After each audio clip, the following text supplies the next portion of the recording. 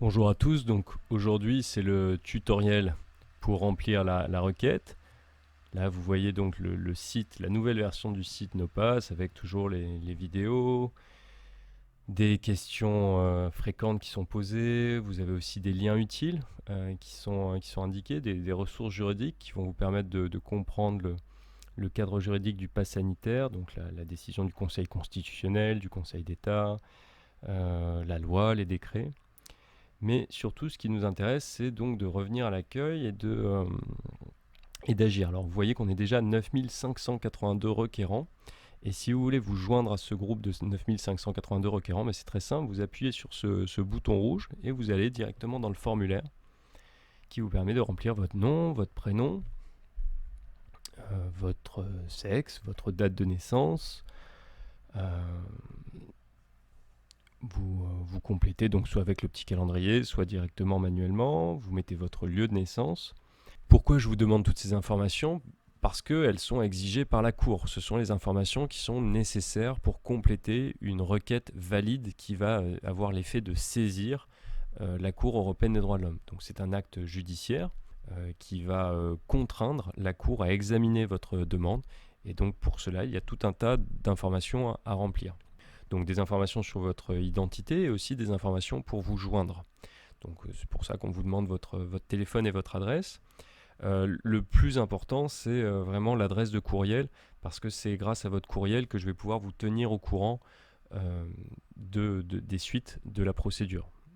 Et éventuellement, vous demander peut-être des informations supplémentaires si la Cour l'exige. Ça, c'est très important parce que dans cette procédure, je suis votre représentant. Je suis le représentant du groupe. Je ne suis pas avocat, je suis prof de droit, mais devant la Cour européenne des droits de l'homme, au début de la procédure, il n'est pas nécessaire d'être représenté par un avocat. Donc je vous représente en tant que simple particulier. J'agis à titre bénévole, mon intervention est purement gratuite, je ne vous demanderai jamais d'argent pour cela. Donc en complétant ce formulaire et en complétant cette requête, vous allez me donner un pouvoir de représentation afin que je puisse faire avancer votre requête devant la Cour européenne des droits de l'homme. Donc une fois que vous avez complété le formulaire, vous voyez, il ne faut pas oublier de cocher la case protection des données personnelles. Je m'engage évidemment à ne jamais communiquer vos données à des tiers. Je m'engage évidemment à surtout pas les vendre ou les partager. Ce sont des données que j'utilise simplement pour la procédure devant la Cour européenne des droits de l'homme, pour vous contacter et vous tenir au courant de l'avancement.